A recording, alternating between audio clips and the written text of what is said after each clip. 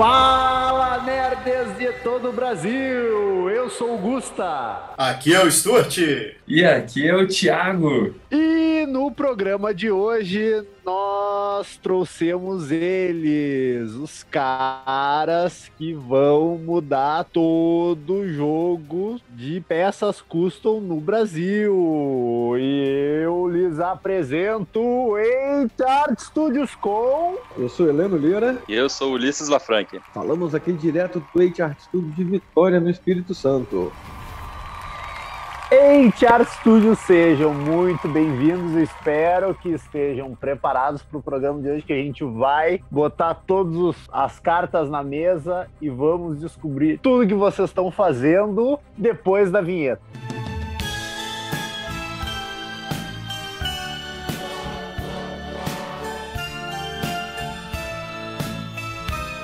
Vocês estão ouvindo Toycast, o podcast dos barões.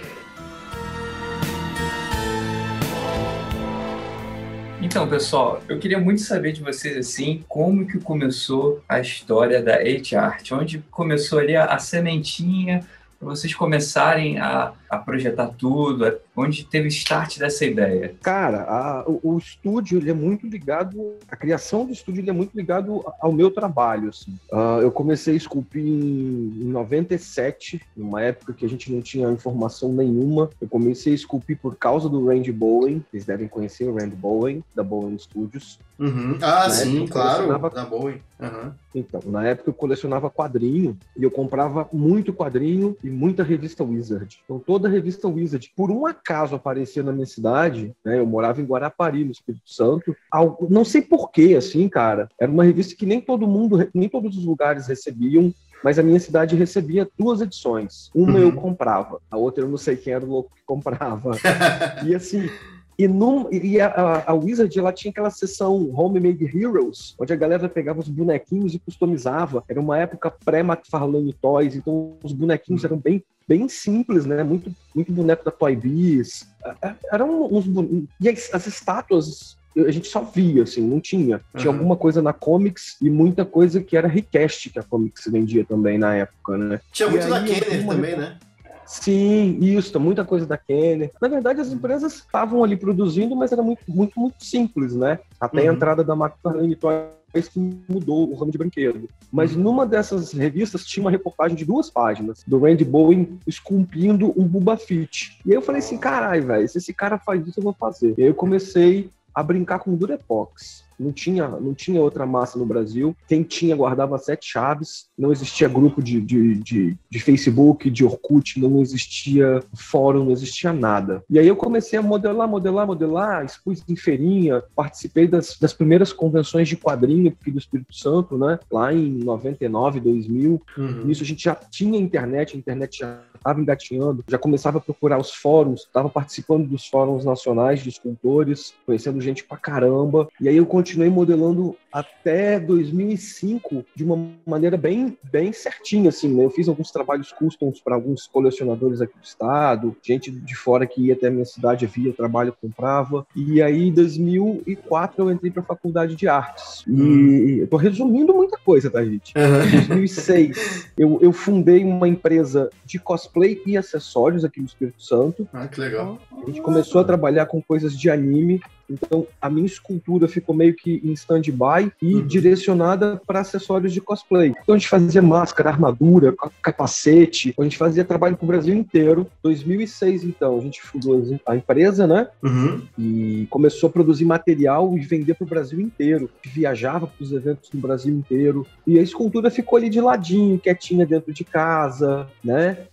Em paralelo a isso, eu continuava desenhando, e aí a gente montou a primeira loja de anime do Espírito Santo, e a gente vendia de tudo. Então, muito figure, muita camisa, muita coisa de anime. É inovador, né? Inovador. Então, cara, eu sempre tive um pouco disso de meter as caras pra fazer as coisas. Eu nunca fiquei esperando sentado, sempre corri atrás, assim. E aí, 2010, eu fechei a produção, eu parei de produzir na quantidade burlesca que eu produzia, porque era eu quem desenvolvia os moldes, né? A gente começou a fabricar pelúcia pro Brasil inteiro também de anime. Eu que fazia os moldes, eu que sentava a bunda na máquina pra costurar. Bicho, era de 8 da manhã às 10 da noite, todo dia. Pra dar conta de atender a demanda, a gente enviava muita coisa pra São Paulo. Muita coisa vendida em São Paulo era produzida por nós, né? Em 2010 apareceu a oportunidade de começar a dar aula de desenho. E eu sempre estava no meio dos eventos de anime aqui do Espírito Santo. E aí, a partir de 2012, 2013, eu comecei a coordenar a área de artista aqui no Espírito Santo. Eu comecei a coordenar o Arts Alley daqui. E aí eu que organizava os artistas, levava a galera para expor desenho. E aí, nesse meio tempo, eu voltei a modelar e terminei um Juggernaut que eu tinha começado lá em 2005. E eu tenho 3 Juggernauts. Tem um que está na página da Jim Clay, que é ele magrinho, churriadinho, ele parece ter 5 metros de altura, magrelão. Esse mesmo Juggernaut, depois eu taquei mais massa em cima, e aí ele ficou meio patolinho, assim, mas ele é escala... Não sei nem que escala que é aquilo ali, tá totalmente fora de escala. E tem um quarto que eu tô terminando. Nossa, esse... Nossa senhora. É esse que eu vi, então. É esse que eu vi. Então, esse daí, cara, depois a gente conta sobre ele. E aí eu comecei a levar o Juggernaut pros eventos, né, expor minhas esculturas, e o pessoal começou, bicho, você tem que dar aula disso, você tem que dar aula disso, você tem que dar aula disso. Aí em 2015, o lugar onde eu dava aula de desenho resolveu aceitar, abraçar um pouco a ideia. A gente foi criando as turmas, começou a dar aula de escultura, foi crescendo. 2017 já não dava mais para dar aula nesse lugar, porque a gente estava começando a mexer com molde, com resina, né? E resina fede pra caramba. Aí o lugar falou assim, ó, bicho, tá complicado, a gente tava tomando muito espaço no lugar. Eu falei assim, ó, tô tirando meus alunos daqui, tô indo pro meu espaço. E aí eu tava produzindo dentro de casa. Eu tinha um quartinho de empregado do apartamento que eu morava, que virou meu ateliê. Então era um quartinho de 3x2, com uma bancada onde eu trabalhava. Nesse meio tempo, em 2015, eu comecei a fazer um Spawn, sentado no trono. Ele é uma leitura da capa 250 do Spawn. E aí um colecionador da Suécia viu e falou assim, cara, eu quero. Vamos comissionar isso, eu vou te ajudar, a gente vai trocar ideia, a gente vai fazer, e ele foi me dando uns pushes assim, né? Dando umas pressionadas, e a gente foi, bicho, 2016 eu lancei ele na Comic Con, eu fiz a primeira mostra dele na Comic Con, na CCXP, né, no stand de um amigo meu, e aí... final de 2016. Eu não gostei do trono como tava, levei mais 6 meses reproduzindo esse trono, e aí, 2017, a gente fez o lançamento oficial dessa peça, a gente esgotou as 30 cópias em um mês. Sensacional. Cara, eu acabei de abrir aqui a foto tô vendo aqui o trono, caramba, deve ter sido difícil de fazer ele, hein? Porque é cheio de detalhes. É um pesadelo. É literalmente um pesadelo, porque é cheio de... Né, tem aranha, tem osso, tem musgo, tem pedaço aqui de gente, sei lá o que é isso. Então, cada ossinho desse foi feito à mão, cara. Não tem impressão 3D, é tudo à mão, é tudo manual. Caraca. E aí, quando a gente lançou ele, né, quem fez todo o meio de campo foi o comissionador da Suécia. Porque pensa, um cara que esculpiu isso no Brasil, sem nome nenhum na internet, putz, explode com a estátua dessa, vende 30 em um mês. Cara, realmente. E como é que ele te viu? Foi pelos fóruns? Então, cara, eu sempre fui muito ativo, então eu fazia muita live no Facebook, eu sempre tava publicando nos grupos de fora, e aí tem um grupo que é o Shiflet Bros, que é o maior grupo de escultura da internet. Ele viu a postagem dentro do Shiflet Bros, ou um compartilhamento que eu fiz no grupo do Spawn. E aí ele veio falar comigo, a gente trocou uma ideia durante o tempo, e foi crescendo. E aí isso, juntando, né, com a necessidade de ter um espaço para dar aula, em 2017 eu abri o H-Art Studio. E aí eu tirei a produção de dentro do estúdio, ou de dentro de casa, e levei para o estúdio. E aí eu comecei a produzir as coisas dentro do estúdio, né? E aí a gente foi crescendo, cara. Foi crescendo, só que era eu sozinho. Então eu tinha que dar aula dentro do estúdio de desenho de escultura e produzir as esculturas. Cara, não é fácil. E aí, olha a loucura, aí o Ulisses me viu modelando num evento aqui em Vitória. O Ulisses tinha ido para São Paulo fazer um curso de escultura, tinha voltado, aí me viu modelando e falou, bicho, vocês fazem isso aqui? Eu falei, a gente faz isso aqui. E aí ele começou a fazer a aula. Que legal. Aí eu passo a bola pro Ulisses contar a história dele agora. Isso. Isso foi em que ano mesmo? 2017. 2017. Entendi. Mas eu só queria dar um adendo aqui em duas coisas.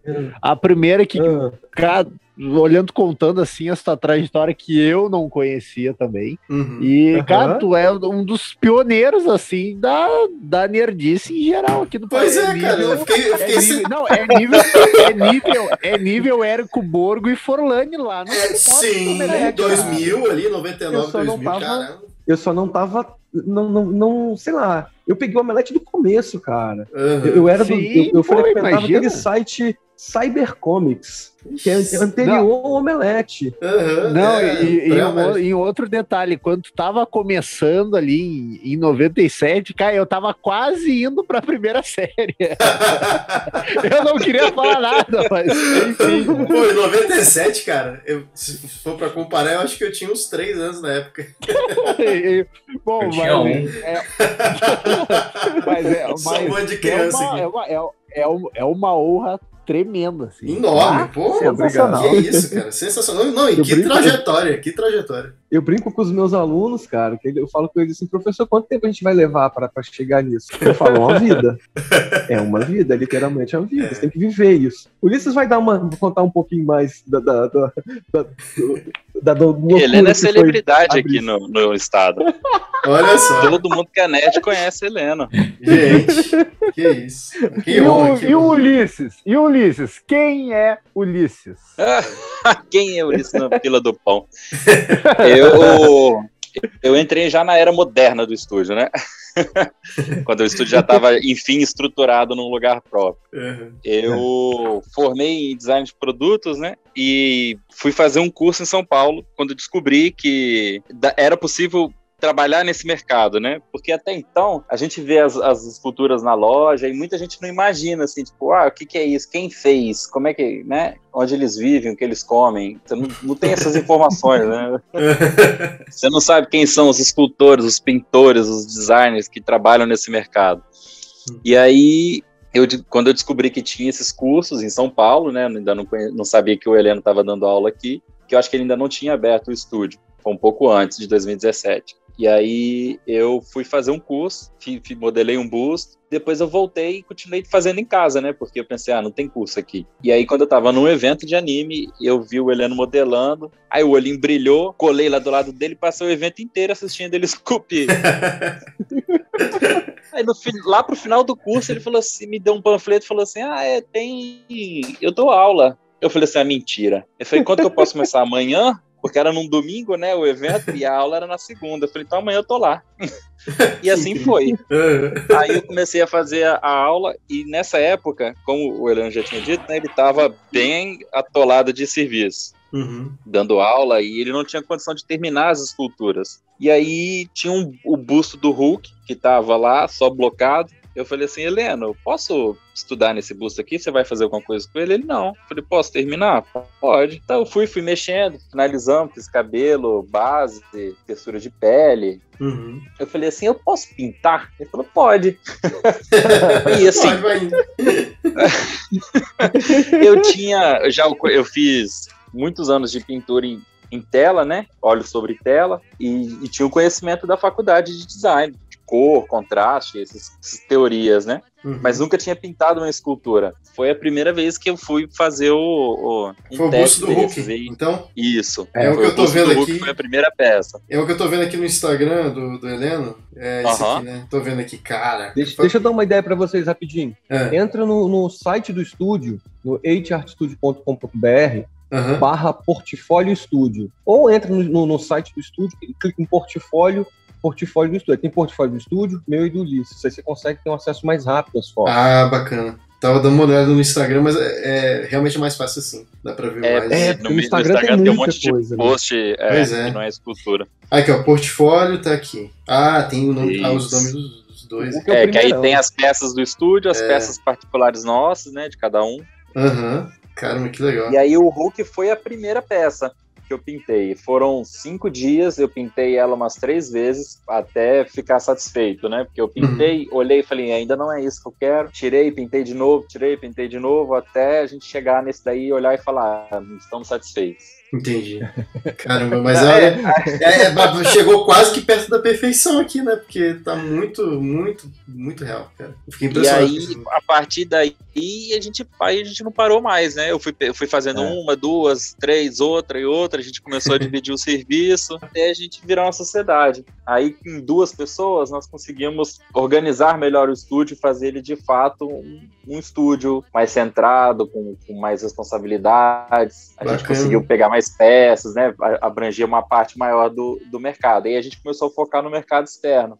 Isso aí. Só que o lugar onde o Heleno abriu o estúdio, onde o estúdio começou, ele era uma salinha de 30 metros quadrados. Chegou um momento que ele parecia a casa de um acumulador, assim, sabe? Colado até o teto. A gente sabe muito bem. Era um cheiro muito forte de resina, era isopor para tudo que é lado. A gente fazia túnelzinho para os alunos entrar entre as caixas. Todo lugar que a gente... Tinha túnel? Sim, a entrada estava impossível. Era que nem a casa da árvore, né? Era muito bizarro. E o mesmo lugar que a gente dava aula era o lugar que a gente produzia. Então a gente começava a fazer as coisas. Tem que dar aula. Para tudo, guarda, limpa, abre espaço para os alunos. Então tava ficando muito complicado. Aí a gente resolveu, aí na época da pandemia, como a gente suspender as aulas, né? Foi o momento da gente investir no estúdio. Então a gente reestruturou, refez o modelo de negócios, mudamos para uma área maior. Então hoje a gente tem um estúdio de 150 metros, que a gente conseguiu separar a produção da aula, ter um pouquinho mais de agilidade nesses processos, né? Estamos aí agora, tô lá do serviço.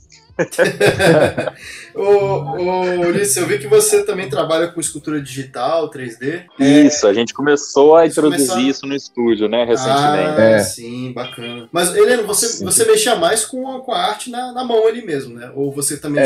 Eu ainda trabalho mais com tradicional. A gente agora está terceirizando. Então, o que está rolando agora? Eu estou fazendo o trabalho de diretor de arte. Entendeu? Sim. Eu estou fazendo a gente está fazendo trabalho de direção de arte em conjunto, né? Eu e o Ulisses. Mas quando a gente pega uma comissão, quando o cliente chega pra gente assim, cara, eu quero desenvolver essa ideia. Eu sento, faço alguns preconceitos no desenho, faço algumas ideias, rabiscozinhos bem rapidinhos, mando pro cliente, né? E aí ele vai me direcionar, falar, eu quero mais assim, mais assado. Eu faço esse conceito todo no papel colorido, faço à mão para ter um original mesmo no papel, para isso ser um artigo que vai acrescentar para esse cliente. Se precisar ir para o digital, a gente vai para o digital, também faz esse desenho digital, sem problema nenhum também. Mas... E aí, com esse conceito pronto, se eu tiver agenda para esculpir isso manualmente, legal. Se eu não tiver, aí eu vou contratar um escultor digital, e aí eu e o Ulisses vamos fazer um trabalho de direção, direcionando esse escultor. Não, tá errado aqui, muda, melhora a anatomia, conserta aqui, muda lá, ajeita essa pose. E aí a gente vai direcionando, depois a gente vai imprimir e fazer o trabalho de produção da peça. Só que mas até demanda, né? Até então, todos os comissionados que a gente fez, todas as comissões que a gente pegou lá para fora, foram manuais, foram feitas à mão. Entendi. A gente percebeu, depois que eu entrei no estúdio, que quando a gente divide, a gente aí cresce. Então, esse virou meio que o lema do estúdio. Então, assim, hoje em dia, a gente poderia assumir todos os tipos de aula e diferentes técnicas, só eu e o Heleno. Mas a gente está planejando no estúdio, tentando estruturar, para trazer outros professores, artistas do estado, para fazer aulas, por exemplo, um cara só para fazer o concept artist dentro do estúdio. Legal. E aí ele vai trabalhar com a gente, vai dar as aulas dele, vai ter o espaço. O estúdio, a gente quer que ele vire um hub de artistas. Então, quanto mais a gente compartilhar e mais gente trabalhando com a gente, todo mundo cresce, né, junto. Dividir para conquistar, né? Exato. E a gente tem trazido isso também nos projetos do estúdio, nas encomendas que as pessoas fazem com a gente. Então, a gente tem hoje parceiros que vão fazendo as esculturas digitais, porque enquanto eles estão fazendo a escultura e a impressora está imprimindo, a gente está trabalhando outras coisas, né? Nós estamos otimizando o tempo. Já vai a escultura, exato, a escultura 3D ela veio para agregar ao tradicional que a gente já faz. Porque mesmo com esses projetos em 3D, o Heleno ainda faz uma maquete manual.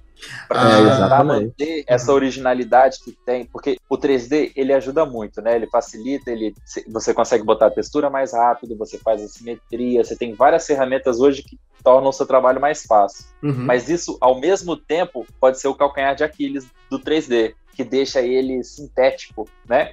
Meio sem alma, sem características. Industrial, e né? a imperfeição do manual. Isso. Verdade.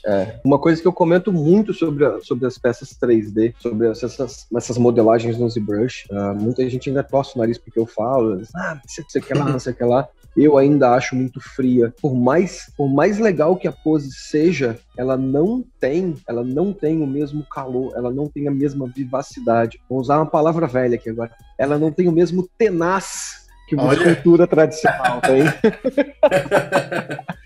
Sensacional. Você não consegue, cara. É dificílimo você conseguir colocar essa questão de vida na escultura digital, cara. Tradicional, isso é sentir, você sente isso quando você olha. Não é a mesma coisa, né? Uma escultura tradicional, uma escultura digital, uma do lado da outra, você vai sentir que a digital ainda tem uma coisa meio fria. Que é um monte de... Pipoquei um monte de alfa ali, pipoquei um monte de texturazinha foda pra caralho. Tem textura do tecido. Você pegar uma roupa do Superman, escala humana, e reduzir para 1/6, você nunca vai ver malha de tecido. Nunca. A olho nu, né? Mas tá lá a textura. Tá lá, né? Vamos pipocar a textura, vamos pipocar não sei o que lá, e isso esconde um tanto de falha, cara. Eu vejo tanta coisa com falha de anatomia, de proporção, de escala, mas enfim, faz parte da vida isso. Aí a gente vai lidando com esses problemas à medida que eles vão surgindo. E aí que o conhecimento tradicional do Heleno vem para poder somar com esse 3D. Que aí a gente vai na direção de arte, ajudando a construir a peça de uma maneira mais correta. Né? Puxa aqui, torce ali, desiguala esse lugar aqui, porque essa característica maneira que tem nas esculturas, ela não fala sobre a perfeição, e sim sobre o imperfeito, né? Porque na mão a gente não consegue atingir o que a gente tem idealizado como perfeição. E é isso que deixa a peça legal, que dá vida para ela característica. E aí a gente tenta somar isso dentro do 3D. É o unir o clássico com a atualidade, né? Com o modernismo, né? Podemos dizer assim. Isso. Entendi. Tem que unir o melhor de cada mundo, né? Hoje a gente vê no Instagram, nas redes sociais, né, até no site de vocês, muitas conquistas, várias coisas que vocês criaram, assim, peças assim, incríveis, mas eu queria saber hoje o quão foi fácil ou quão difícil foi ser um empreendedor hoje no Brasil, nesse setor hoje para vocês dois, assim.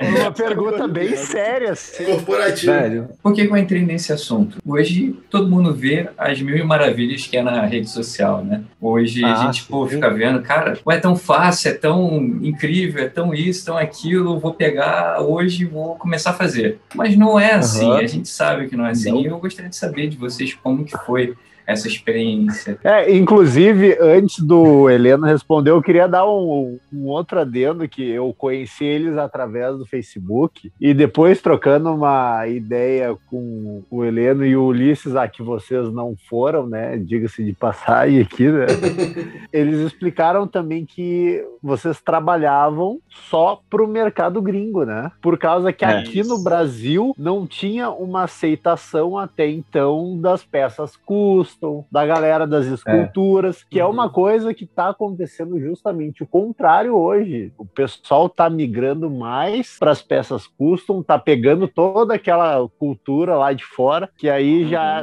não é uma alçada minha, que aí se vocês quiserem nos contar um pouquinho também. Claro. Então, cara, é dificílimo, é matar um leão por dia. É bem complicado porque você não tem estrutura no país, sacou? Hoje em dia tá um pouquinho mais complicado ainda com a pandemia, porque tudo está aumentando de preço absurdamente. Tudo nosso é atrelado ao dólar, então toda a nossa matéria-prima, ela tá subindo muito de preço, mas quando eu comecei, como eu já tive uma empresa antes, né, a gente já teve loja antes, deu para ir um pouco mais tranquilo. Eu chegava no estúdio 8 horas da manhã e saía do estúdio 10 horas da noite. Caramba. É um trabalho complicado, é um trabalho pesado, você tem que entender de logística, você tem que entender de produção, você tem que entender, bicho, você tem que entender de tudo, assim, na nossa área, para você lidar com o mercado, para você lidar com todas essas questões, você tem que ser tudo, você tem que ser engenheiro, você tem que ser artista, você tem que ser economista, você tem que ser tudo para conseguir lidar. Tem que ser estagiário. Com tudo que aparece. Tem que ser 2 estagiários. Porque, bicho, pensa, você chega, você fechou a venda para fora, aí você vai no site do correio e você orça o valor, passa para o teu cliente. Aí quando no site não avisa que tem seguro, né? Caramba. Mas eu já era gato escaldado. Uma vez eu mandei uma caixa e me custou R$1.500 tinha de produto dentro da caixa. Eu mandei para um cliente em São Paulo. Essa caixa desapareceu. Não tinha seguro. Estava começando, não tinha ideia de que tinha que ter seguro. Tomei um prejuízo de R$700. Nossa, bem no início, assim, já foi. Aí eu já era gato escaldado, então eu já sabia que ia ter seguro. Aí você chega no site do correio, você chega no correio com uma caixa de 65 centímetros de altura, pesando 20 quilos, e o cara fica olhando pra sua cara assim, mas o que é pra fazer com isso? Eu sei. Eu ia dar uma resposta maravilhosa de responder, porque o cara pode sumir com sua caixa lá dentro, né? Exato. Eu despachava, mandar para os Estados Unidos. E, quer dizer, a primeira peça foi para a Suécia, né? Fez um teste de envio para esse colecionador. E aí ele, tem que ser assim, assim, assado, tem que declarar. Eu tive que ensinar para o caixa do correio o que tinha que fazer. Nossa, eu tive que caçar um código de envio da peça, porque ele não sabia como é que era o código. E aí, uma coisa que se resolve em 15 minutos, levou 2 horas e meia no caixa. Meu Deus, cara. Né? E aí depois você vai escaldando, né? Aí você já vai com tudo certinho, já chega lá, toma, amigo, tá aqui, ó, meu CPF, joga aí, já tem meu código aí, bota pá, e vai embora. Já imprime um tutorial pro cara do correio, né? Exatamente. Rapaz. E aí você tem que pensar em logística de material, porque você compra material num cliente, aí você vai buscar caixa no outro fornecedor, não tem caixa, vai levar 15 dias, porque os caras deixaram de faltar material, e você tem que buscar outro fornecedor. Cara, lidar com isso no Brasil é um caos. Só para você ter uma ideia, as caixas do Spawn, as caixas de arte do Spawn, né? O pessoal chama de art box, elas são feitas manualmente por mim. Manualmente? Caraca! Você faz o desenho todo não ali? Tem. Por um? Então, na verdade, ela é uma caixa preta. Na frente, ela tem o contador, e o contador é a numeração da estátua, que é o contador de poder do Spawn. Em cima tem o logo, e dos lados é o aerógrafo, o poderzinho do Spawn em verde-limão ali, fluorescente. Mas as 30 caixas manualmente. Por quê? Porque no Brasil não tem uma empresa que te forneça o trabalho de fazer caixa na dimensão que a gente precisa em pequena quantidade. O cara não faz 30 cópias. Ele assim, bicho, eu não vou fazer 30 caixas porque eu vou ter que fazer uma faca. Essa faca é cara pro tamanho que você quer, não compensa, vai ficar muito caro. O Ulisses lançou esses dias uma caixa pequena, ia dar, sei lá, 300 reais a caixa pequena, sacou? E aí isso vai inviabilizando. 480. Para fazer a caixa para uma estátua. Então a gente acaba fazendo à mão. A gente acaba fazendo. E a gente vai criando mecanismos dentro do estúdio para conseguir atender o cliente. Né? E por que a gente começou com o mercado externo?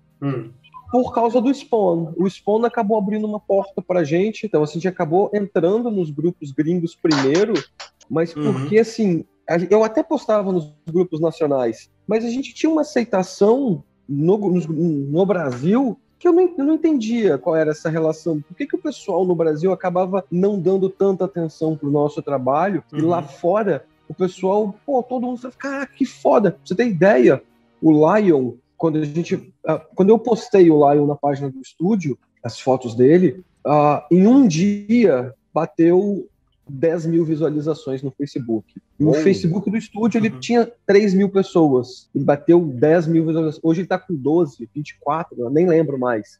Eu já perdi as contas. Mas assim, porque a aceitação lá fora era muito, muito, muito melhor. Hoje eu entendo o porquê disso, hoje eu sei o porquê disso, né?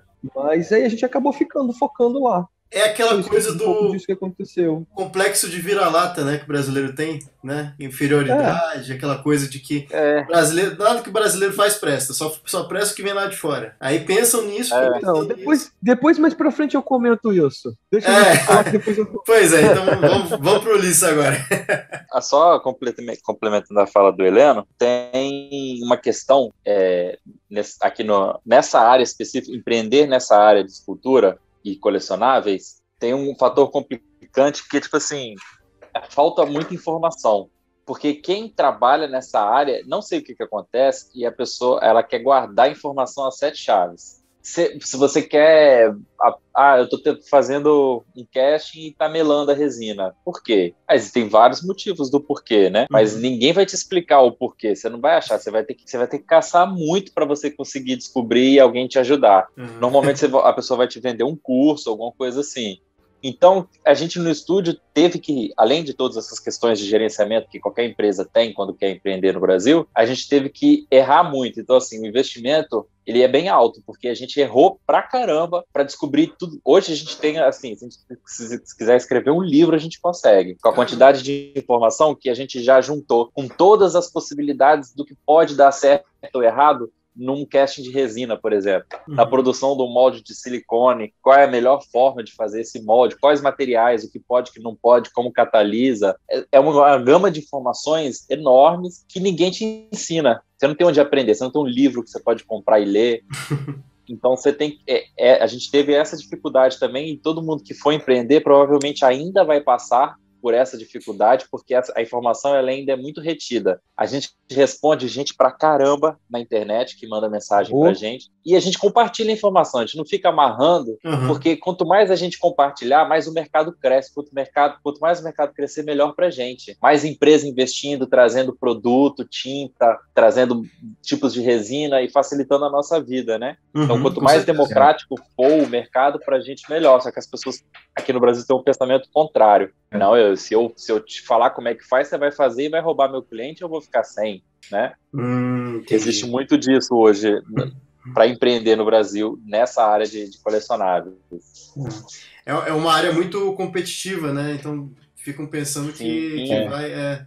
Entendi. E aí tem uma segunda questão, que é o fato de que muitas das pessoas que são, por exemplo, clientes, são pessoas que trabalham também com isso, seja por hobby, seja um segundo emprego, e aí isso também complica a vida de quem, né? Porque você tem toda hora alguém ali te rondando, querendo saber o que está acontecendo, você tem que ficar esperto se a pessoa não vai pedir uma encomenda sua para depois você vai descobrir que tem 200 peças dessa igualzinha sendo vendidas por aí, né, que são os recasters. Sim, isso tem direto. Eu fui recasteado. Eu fui recasteado. Eita, revelações bombásticas. Processo. Olha só, gente. Se você for no Mercado Livre e jogar lá Estátua Cthulhu, você vai ver vários anúncios de várias pessoas diferentes vendendo a peça, um Cthulhu que o Heleno esculpiu. Putz. O que acontece? O Heleno, ele assina na escultura. Então tem em relevo escavado a assinatura do Heleno atrás da escultura. Nessas que estão sendo vendidas, ela foi lixada para sumir com a assinatura do Heleno. Nossa. Então, o cara sumiu com a assinatura e eles estão vendendo a rodo. Cara, como são várias pessoas que estão vendendo, né? A gente sabe que é alguém que está reproduzindo e dando para essas pessoas revenderem. Então, às vezes, essas pessoas que estão vendendo, elas nem têm noção de que elas estão vendendo uma peça de alguém regularmente. É possível que tenha escaneado para ficar em 3D? Não, a peça é física. O Heleno esculpiu à mão. Alguém comprou e refez. E refez o... Caramba! A gente vendia essa peça, mas vendia essa peça exclusivamente dentro da CCXP. Alguém comprou ela lá dentro para poder refazer. Para refazer. E refez. Caramba, que absurdo. Estátua ídolo Cthulhu livro HP. Tá bem aqui, ó. Tão vendo? Exato. Achou no Mercado Livre? Achei no Mercado Livre aqui. Tem 1, 2, 3, 4 anúncios. Até 5, sei lá. E já fica o recado: não comprem essas peças do Mercado Livre. Comprem do Se puderem, denunciem. Não sei se vai adiantar, mas. Adianta, ajuda muito. Ajuda, não ajuda? Ah, então beleza, denuncia aí, gente. Porque o Mercado Livre derruba, né, o anúncio. Derruba o anúncio, né? Então denuncia aí. Pô, sacanagem. Isso aí. Mas vocês não vendem no Mercado Livre, então? Não. Não fazem venda Hoje por lá. a gente trabalha com aula. O que a gente faz lá no estúdio? A gente dá, basicamente, muita aula, muito curso. A gente faz restauração de peças antigas ou peças quebradas, né? A gente faz repaint, faz atualização de pintura, porque tem muito colecionador que compra peça e a peça que ela foi anunciada foi pintada pelo pintor da empresa. Ficou linda. Mas quando ela chega na casa da pessoa, ela foi pintada lá na China, na fábrica. E ela não vem com a mesma qualidade, né? Isso é muito comum de acontecer. Tem muita peça que vem vesga, cheio de problema. Aí o pessoal manda pra gente refazer. A gente já viu umas assim, né? Cara, mas vocês já pegaram empresa grande assim também pra poder refazer? Empresa grande mesmo? De empresa grande? Tipo uma Sideshow, Iron, pra poder refazer ali, deu problema. A China, quando ela produz, ela manda uma para a empresa dá o ok, e aí a China vai produzindo e mandando para a warehouse que distribui. Então, todas as peças, sei lá, fez 15 mil Jean Greys, elas não vão todas para a empresa abrir e olhar uma por uma antes de enviar para o cliente.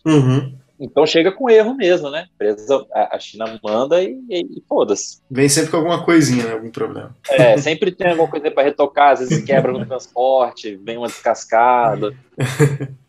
O nosso amigo Stuart é sortudo com isso. Eu ia já mencionar, cara, eu peguei o Fera da Iron Studios, né? Não sei se vocês viram. E ele chegou aqui em casa, cara. Ele chegou com o braço solto, né? Tipo, é uma peça única, né? Você encaixa ali na cabeça do sentinela, pronto. Só que eu fui tirar, aí eu levei um susto, porque tipo, o braço caiu. Aí eu pensei, mas eu não lembro dos reviews que eu vi, é uma peça única, não devia ter encaixe pro braço, né?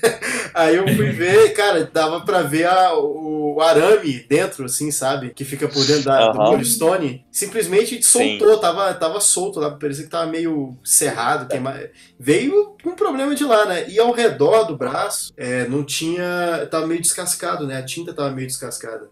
Então não adiantava nem eu colar sei lá. Continuar aparente. Ia continuar aparente, né? Aí o bom é que, pelo menos, assim, a Iron Studios é bem rápida com esses assuntos.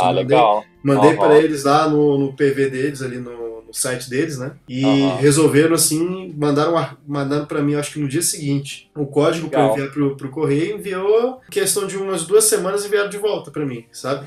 Então, assim, é bem tranquilo. Pelo menos isso aí a gente tem que elogiar. Agora, não é a mesma coisa com outras empresas, né? Vem uma Sideshow com problema aqui pro Brasil. Como é que faz? Né? Você não tem muito como mandar de volta. E tem a gente já atende muito colecionador que só coleciona estátua antiga.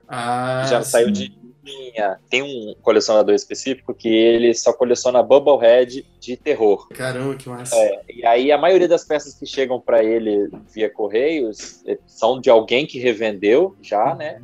E são peças bem antigas e elas vêm sempre quebradas. Então, não tem para onde. Ele não tem a quem recorrer. Então tem que ser um restaurador mesmo, que é um dos serviços que a gente faz lá no estúdio.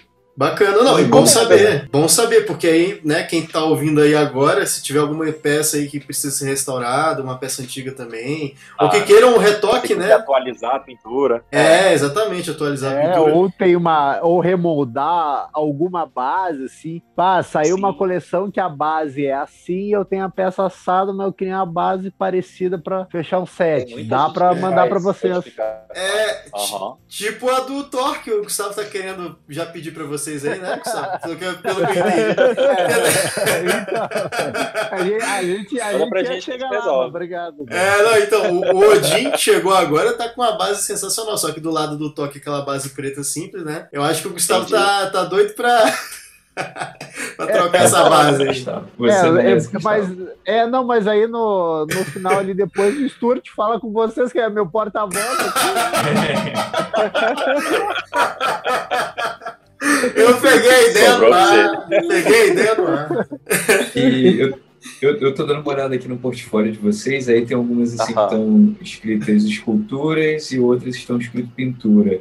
A pintura é uma peça pronta que vocês só repintaram. Seria isso? Tipo assim, quando tá no meu portfólio e tá como pintura, normalmente é uma peça que o Heleno esculpiu inteira e eu fiz só a pintura. Porque hoje a gente divide todas as áreas né, desde a gestão até a produção. Então os dois fazem molde, os dois fazem escultura, os dois fazem pintura. Só que na parte de escultura eu ainda estou aprendendo. Então assim, eu nem me atrevo a passar por cima da escultura do Heleno, entendeu? Então ele é o responsável mestre na parte de escultura, não, indiscutível. E qual foi a peça assim, mais famosa que vocês tiveram hoje na empresa, assim, que mais bombou, que mais o pessoal gostou, assim, que mais vendeu? Cara, o que mais bombou não é o que mais vendeu. Até porque a gente não faz venda, né? A gente trabalha com comissão. Exato. Né? Então, as pessoas procuram a gente e falam assim, cara, eu tenho um grupo de colecionador aqui, eu quero comissionar essa peça aqui, vocês produzem, né? Então, a gente tem feito isso.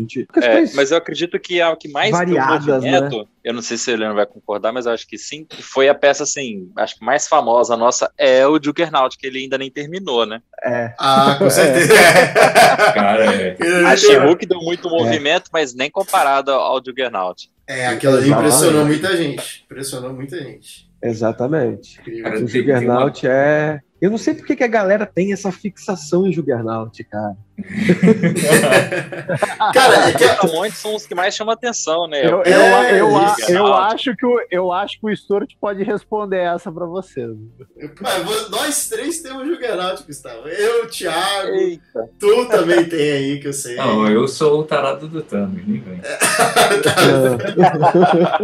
Cara, mas essas peças monstros, assim, são as que mais chamam atenção, não tem jeito. A galera gosta o Lion chamou muita atenção, a She-Hulk chamou muita atenção, e a She-Hulk nem é tão grande assim, o Lion é muito maior. A gente levou ele pra a última CCXP que a gente foi, que foi a de 2018. Foi 18? 16, 17, 18. Que foi eu levei ele na Clay, olha a loucura. Eu levei ele no Clay, de Vitória pra São Paulo. Lá em São Paulo a gente botou ele dentro da vitrine, né? A gente tem um parceiro que monta o stand lá e convida a gente pra modelar ao vivo dentro do stand. E aí ele botou uma vitrine. E aí tinha trabalho de artista do Brasil inteiro. Todo mundo que quis expor o trabalho lá tinha espaço. Cara, eu tenho a impressão que eu vi vocês. Pois é, não era. Provavelmente. Não era o stand que tinha um Gollum, por acaso? 1 para 1.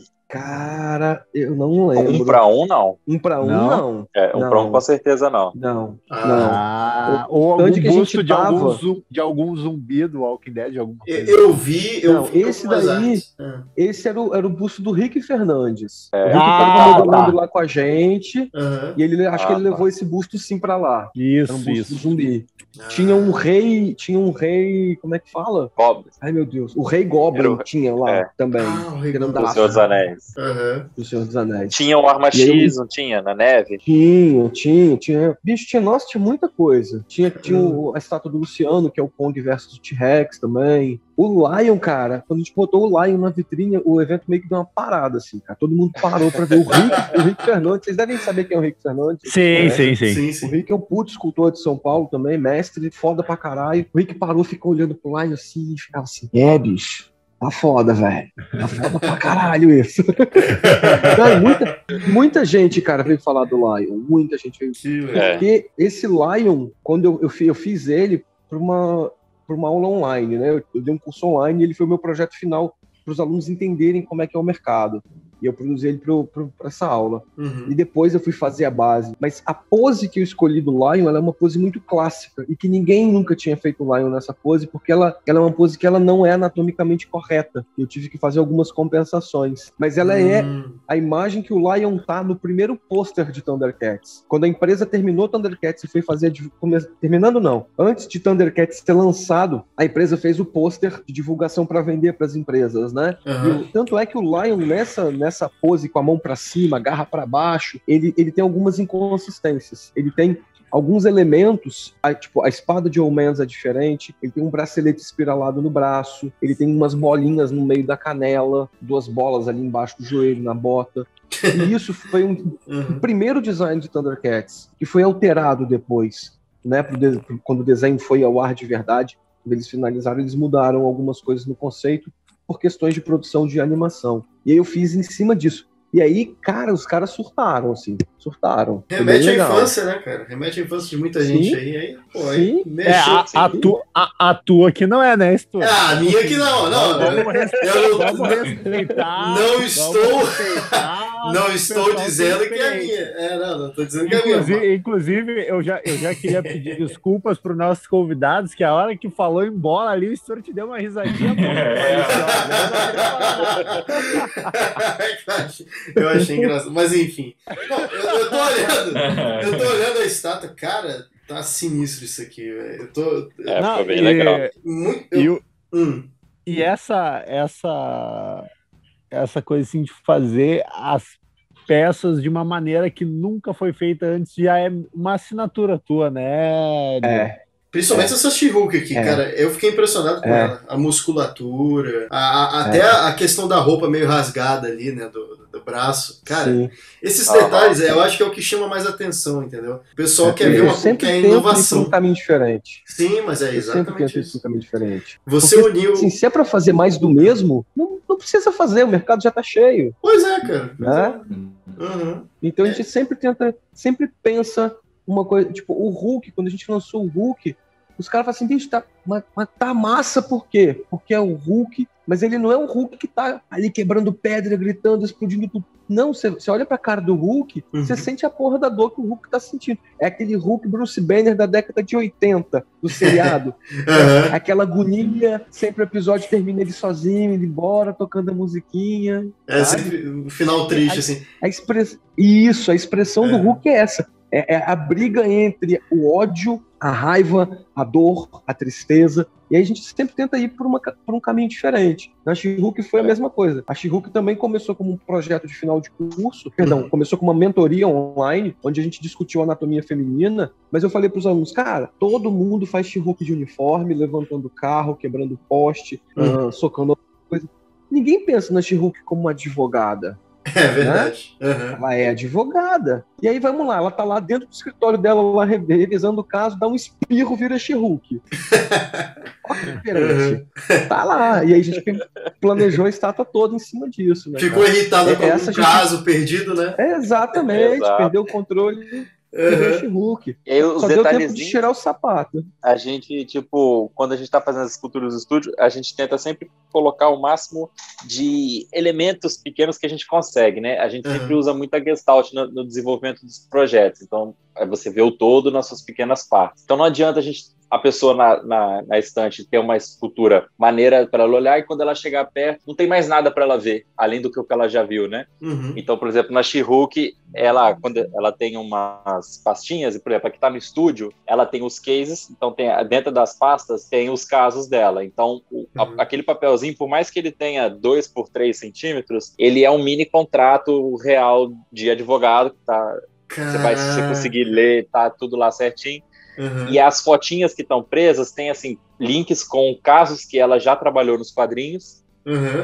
E no meio do chão lá jogado, no meio dos papéis dela, tem 2 pastas, que uma tem a foto do Heleno e uma outra tem a foto minha. Ah, genial, cara. Genial. Participação de Stan Lee aí na peça. E os comissionadores dessa peça, todos eles vão receber a fotinha deles dentro ali do... Isso. Como Polaroidzinho. Sensacional, cara. A Polaroidzinha. Olha, eu acho que eu vou ter que utilizar. Tá tentando, hein? Esse é um gancho legal para terminar a resposta dele, que a gente foi divagando e eu me perdi na resposta, né? Que a gente estava falando sobre os colecionadores de fora e daqui de dentro. Por que a gente trabalhava mais com os colecionadores de fora? O que acontece? Lá fora há essa pegada de buscar o exclusivo. Eu quero o que é exclusivo. Eu não quero um monte de gente tendo a mesma escultura que a minha. Eu quero a minha escultura. Eu quero que o personagem esteja na minha estante do jeito que eu gosto de olhar para ele. Eu não quero o que a empresa me impôs.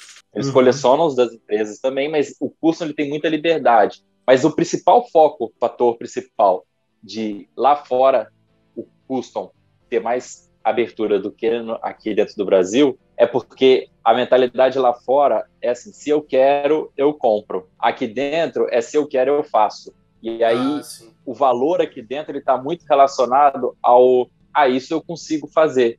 E aí, quando ele vê uma peça produzida industrialmente, toda a perfeição que a fábrica consegue atingir, ele fala, esse eu não consigo fazer, então eu vou comprar. Agora, o custom, tipo assim, se for uma pessoa que fez, o brasileiro tem muito pensamento, não só nessa área, mas em qualquer área da vida, né? Se aquela pessoa conseguiu, eu também consigo. Tem muito a ver com a nossa cultura e com ser um país em desenvolvimento, onde as pessoas estão se esforçando para conquistar e construir a vida, né? Então faz parte do nosso raciocínio pensar, bom, se ele fez, eu também faço. Então, como é que o valor atribuído a essa peça, ela reduz porque está dentro da minha alçada. Muitas vezes não está, mas é assim que a pessoa pensa, né?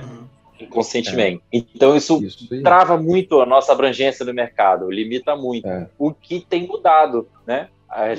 Com o aumento cada vez maior do preço das esculturas de empresa, as pessoas têm olhado para o custo e falado, puta, mas isso aqui é legal, eu não tinha percebido isso antes. E aí ela fala, eu quero esse daqui também. Então, assim, a gente está passando por esse momento de mudança no mercado, onde o brasileiro está conseguindo olhar mais para o mercado interno e pensar assim, puxa, isso é legal. E eu estou comparando aqui com aquela lá de fora e está tão boa quanto a lá de fora, né?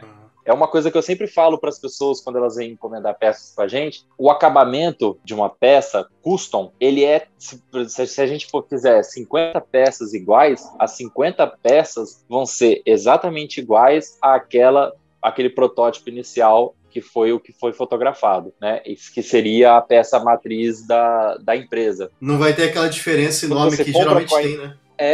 Porque tem que ter o downgrade. A empresa não dá conta, a fábrica na China, se ela vai fazer 20 mil, que as peças licenciadas, elas são, quando elas não são numeradas, elas são em tiragens assim, de 20 a 50 mil. Então o cara ele não vai perder 2 dias numa peça só, como foi feito dentro da empresa antes de começar a produção, que normalmente é o prazo aí para pintura de uma escultura dessa, mais complexa, com muitos detalhes.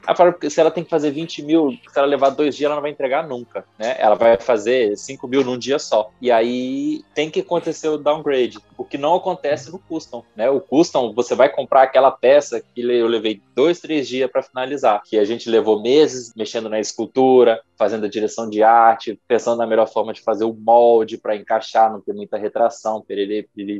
Essa é a vantagem do custo e eu acho que as pessoas estão abrindo o olho para isso e vendo o valor real, né, do trabalho. Tem que procurar alternativa, né, cara? Porque tá muito difícil. As peças estão ficando cada vez mais caras, não tá valendo muito a pena. Pô, peça 1 para 10 aí, agora tá no valor de 1 para 6 uns anos atrás, né? Então, sim, cara, tá ficando difícil. Então a gente tem que olhar mesmo para esse mercado interno nosso aqui, valorizar os escultores nacionais, né? Porque a gente entende aquela questão tem a questão da licença, disso e tudo mais, claro.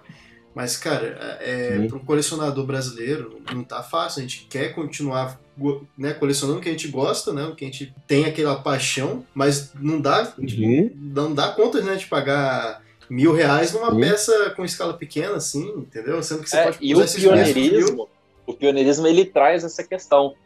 Não é porque o custom está começando a se popularizar que vai ser o custom para sempre, né? A questão, o fato do custom, o custom ele é o primeiro passo para ligar esse motor e aquecer o mercado. Se as peças se estão comercializando mais escultura, significa que o público tem mais interesse em adquirir escultura. Se o mercado está movimentando, isso atrai empresas, não só as produtoras, mas as licenciadoras. E aí as empresas podem começar a fazer microlicenciamento dentro do país. Então a gente começa a lançar hoje custom licenciado, por exemplo, né? Hoje isso é impossível no Brasil. Mas em breve pode ser que seja, se o mercado começar a girar. E por que seria impossível hoje ter esse tipo de licenciamento? Falando brevemente sobre licenciamento, né? Hoje em dia a gente tem diversas empresas que trabalham com licenciamento no Brasil, que trazem esse licenciamento, né? Mas o licenciamento hoje em dia, aqui no Brasil, ele é mais comum para outros produtos, tipo assim, copo, caderno, estojo, camiseta, chinelo, essas outras questões. A gente trabalha com várias empresas lá fora que fazem licenciamento. Então, existe uma empresa que contrata a gente para fazer escultura e ela é o licenciador. Ela que vai licenciar, que vai vender. A gente só participa da parte de produção da peça, de escultura da matriz. né? A gente não pode, por contrato, falar o que é, nem quais são, como é que é o personagem, mas a gente tem alguns projetos desses em andamento, que a gente trabalha com licenciadores. Então, assim, a gente até tentou começar a licenciar aqui. A gente conversou com algumas empresas, com alguns licenciadores, algumas agências, mas primeiro, o processo de licenciamento, ele é todo controlado do começo ao fim, né? A empresa, ela quer saber exatamente o que você quer, como você vai fazer, se você já fez o estudo do seu público, quanto você espera vender, até onde você pretende chegar. Então, se você for aprovado pela empresa, porque a empresa pode te recusar e negar o licenciamento, né, também, se ela achar que o produto vai prejudicar a marca, ela vai acompanhar todo esse processo e tudo que você faz precisa de aprovação. Então, é um processo longo e demorado. Quando você investe dinheiro, as palavras longo e demorado são um problema, né? Você vai ter o retorno mais demorado também, até você começar a vender. Então, o investimento para isso é muito alto. O licenciamento comum, tanto aqui quanto lá fora, ele é muito caro. Tipo assim, se você for licenciar Disney, você tem que separar mais de R$1 milhão. Sabe? Um personagem normal, tipo Street Fighter, tá aí na casa dos 20 aos 40 mil. O personagem. Então, muitas vezes você tem que pagar o personagem e a marca. Tipo assim, eu quero usar o nome do personagem ou o nome do jogo que o personagem faz parte. Você vai pagar 2 vezes, muitas vezes. E aí você, falando especificamente de escultura, você tem a licença daquela peça, daquela pose, naquela escala. Se você quiser cobrir mais escalas, eu quero vender um para 6, um para 4. Você vai pagar 2 vezes. E são valores exorbitantes. Esse é o valor que você dá na mão para fechar o negócio. Então, assim, você tem que dar esse valor. Depois, eles ficam com mais um percentual de royalty por cada peça vendida. Por isso que as peças hoje em dia no mercado das empresas estão custando cada vez mais caras, né? Não só pela alta do dólar, mas pelo preço do licenciamento, que é muito alto. Então você tem que vender muita peça. Se você vai fazer uma peça com tiragem limitada, eu vou fazer 250 peças. Essa peça vai custar uma fortuna, porque ela vai ter que cobrir todos os custos de produção, os custos de marketing, porque você não pode fazer um marketing mal feito, senão a licenciadora não aprova. Você tem que apresentar o planejamento, ele tem que ser muito bem estruturado, e você tem que... Não dá, tipo assim, você tem que escolher a região. Você não pode licenciar e vender para onde você quiser. A licença, ela é limitada regionalmente. Então, se você quer produzir para os Estados Unidos, você só vai licenciar lá nos Estados Unidos. Você não pode vender aqui no Brasil. Cara, eu tenho uma dúvida. Maioria... Não, pode tem terminar. Personagens, por exemplo, personagens asiáticos. É quase impossível a gente ter muito contato e muito jogo de cintura para licenciar ele no Brasil. Personagem de anime, por exemplo. Porque as empresas, elas dão preferência à Ásia. A maioria dos animes, eles são comercializados na Ásia e a licença só é liberada para lá, para empresas de lá. Por isso que tem muita empresa, por exemplo, a Kotobuki abriu uma sede no Japão para conseguir licenciar as peças. Porque senão ele não libera. Se eu falar assim, eu sou brasileiro, eu quero licenciar o One Piece, ela fala, não, obrigado, e não me responde mais. Caramba. Faz muito sentido. Cara, eu tenho uma dúvida em relação a essas peças assim, essas licenças, né? Por exemplo, tem um Coringa do Joaquin Phoenix, né?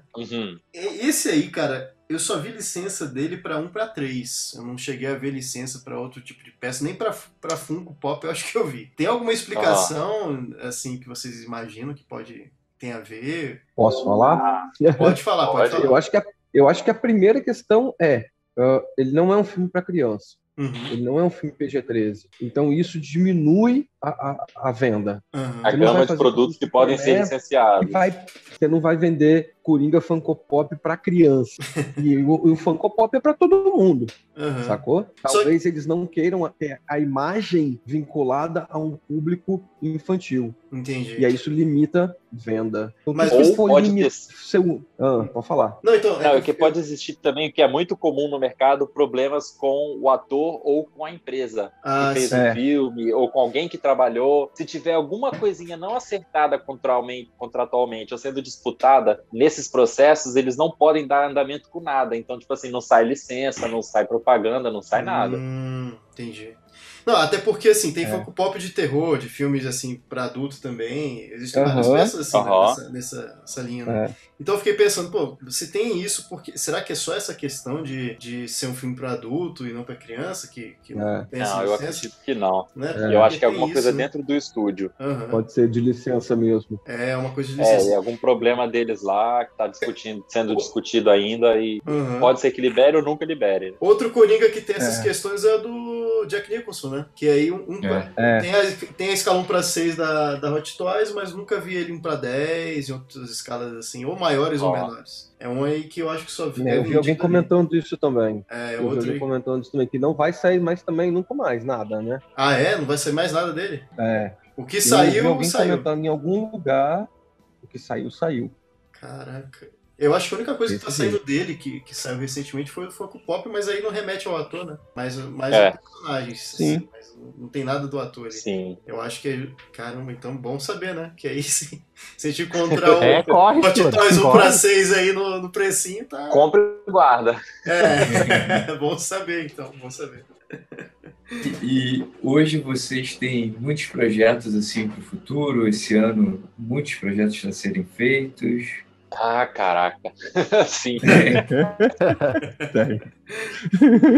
Eu acredito que nós estamos com a agenda desse ano e do ano que vem já fechada. Fechada. É aquele riso de desespero, né? Sim. Tudo que a gente faz é na base do encaixe, sabe? Eu vou dar encaixadinho aqui entre um horário e outro. Mas a gente tem crescido muito no estúdio. Então, assim, a gente tem um planejamento interno, porque a gente já passou por uma reestruturação, então a gente já venceu a primeira etapa, agora nós estamos nos preparando para realizar a segunda etapa de crescimento, né? Porque o nosso objetivo hoje é que o estúdio ele chegue no patamar do licenciado. Nosso objetivo é virar uma empresa brasileira, trabalhe com os licenciados, tenha nome internacional e a gente consiga fazer uma abrangência diferenciada no mercado brasileiro. A gente não quer só ser mais uma empresa que vai vender e se tiver caro para vocês, sinto muito, né? Então nós estamos é um trabalho grande, demorado, porque a gente precisa fazer uma estruturação, reunir capital, tem 1 milhão de fatores que a gente tem que cuidar, mas nós estamos trabalhando para isso. E hoje em dia, assim, a gente não pretende, mesmo quando a gente trabalhar com curso, a gente não pretende acabar com cursos e aulas, né? A gente pretende manter esse aprendizado para multiplicar pessoas, porque quando você tem uma turma grande de 20 alunos, sei lá, 15 alunos, você tira 1 ou 2 que pretendem seguir carreira nisso, né? Sim. Mas são 2 profissionais a mais no mercado, alimentando o mercado, fazendo ele movimentar, comprando insumos, atraindo empresas. E assim a gente vai. Então a nossa ideia é criar pessoas para que a gente possa absorvê-las, trabalhar com a gente e mandar elas para o mundo aí, mandar elas para as outras empresas e fazer isso girar. Vocês têm uma academia Jedi aí, então, né? É essa. Caraca. E tá aí, olha, e tá aí, é bem certinho, cara. Nós vamos continuar dando curso, vamos continuar capacitando. Cara, vai ser uma mão de obra preciosa. Daqui a pouco já cresceu, já tá virando uma empresa. Tu já vai ofertar o curso com possibilidades de efetivação de contratação de trabalho direto. Exatamente. Essa é a ideia. Essa é a ideia. A gente está lutando para isso, para conseguir agregar mais gente, para que a gente consiga desafogar um pouco, assim, porque, pô, é complicado chegar no estúdio 8 da manhã e sair 10 da noite todo dia, né? Imagina. 8 não. Eu chego às 6h50. Você chega às 6. Tem que colocar os padawan pra trabalhar aí, pô. Estamos tentando. Chegou num ponto, cara. Tá difícil, velho. Tá difícil. A gente tá tentando, mas normalmente quem entra é mais hobby, tá? Eu quero fazer pra mim, não quero levar a sério, não penso isso como um trabalho, é mais hobby. Mas sempre aparece um ou outro que a gente vai absorvendo, né? Então, o Ulisses absorveu, virou sócio, vai que na próxima turma a gente absorva outro, porque não é um negócio que vai te dar dinheiro agora, assim, você não vai ficar rico amanhã. Não é, cara. É muito trabalho. E a entrada de grana vai sendo esporádica, porque você está trabalhando com um projeto. Então, a grana entra no final do projeto, ela não entra no começo do projeto. É isso que as pessoas. É aquele Chevrolet antigo com a manivela na frente, rodar, e uma hora ele liga. Exatamente. Exatamente. Mas a hora que a grana entra, ela entra, né? Exato. Bem bacana, né? Então, alivia, porque você está trabalhando com projeto com comissão, você está trabalhando com encomenda. O cliente dá um sinal, você começa o projeto, vai investindo, fazendo esse dinheiro girar, para lá na frente, quando o projeto estiver pronto, você entregar para todo mundo, aí você recebe, né? Esse talvez seja o problema hoje, de trabalhar com commission. Mas não vejo problema nenhum, eu tô felizão da vida. Assim, não trocaria meu trabalho por nada. Passei 6 anos da minha vida trabalhando de office boy no escritório de contabilidade, para nunca mais. Eu chego rindo 8 horas da manhã e saio rindo mais feliz ainda 10 horas da noite. Isso aí é trabalhar com o que gosta, né? Eu tô no meu reino, eu tô no meu mundo aqui eu faço o que eu quiser, a hora que eu quiser. O dia que eu não quiser vir, eu não venho. Aí no outro dia eu venho trabalho dobrado. Aí tu vai quebrar, aí tu vai foder com isso, né? Vai me ouvir reclamar o dia inteirinho no WhatsApp. Mas uma mão lava a outra. O dia que o Ulisses não fala assim, não vou, eu seguro as ondas nessa porra. Exato. Eu tava ali, e se o Lira fala, não, tu vem. Tu vem sim. A gente aqui vai se segurando as ondas. E a gente vai se comunicando, falando, tem isso pra fazer, tem aquilo pra fazer, tá anotado na mesa o que deu pra fazer, o que não deu. O pessoal acha maneiro aí falar que o Google você pode trabalhar de bermuda e chinelo. Ai, é porque eles não viram o estúdio.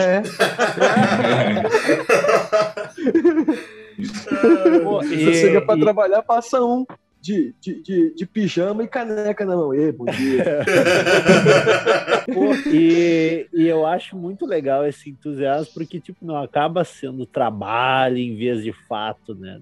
Daquela coisa de castigo, né? Acaba fazendo por amor, né? E falar em fazer por amor, falar agora para os ouvintes, eu tenho um commission também com o estúdio, porque eu não sou bobo, né, pessoal? Tá fazendo... Lógico. O Spider... Não, lógico, aí tu falou, tá dando lógico por causa de ser bobo, né? Mas não soltar isso tudo. Eu entendi. Mas enfim, eu tô fazendo um Spider Black bem... como tá nas HQs, 1:6, e olha, tô muito satisfeito desde a arte conceitual, assim, tá muito bacana. E se vocês quiserem contar um pouco pro pessoal como é que tá indo as peças também. Tá. Sim. Deixa eu começar, Ulisses, pra contar a historinha. Pode contar a historinha? Pode contar a historinha. Vamos ver a historinha. Então, foi bacana, porque assim, eu tô praticamente em todos os grupos de escultura e, enfim, da nossa área na internet, né, no Facebook. E eu tava indo pro estúdio, aí eu vi uma mensagem lá no Escultores Online. Pode falar o nome do grupo, produção? Claro. Aí eu tava lá no Escultores Online, eu vejo a mensagem do Sturt com algumas mensagens. Do Sturt, não, do... Ai, meu Deus, do Gustavo. Aí eu vejo a mensagem lá, preciso de um escultor pra fazer isso, e botou as imagens. Na mesma hora eu falei assim, bicho, me chama no privado. Então, eu não comentei antes, mas eu coleciono Homem-Aranha desde 94, velho. Eu me dei o luxo de comprar todas as formatinhos do Homem-Aranha da Abril. Sensacional. Todas não. Eu não tenho a 1, a 2 e a 3 da Abril.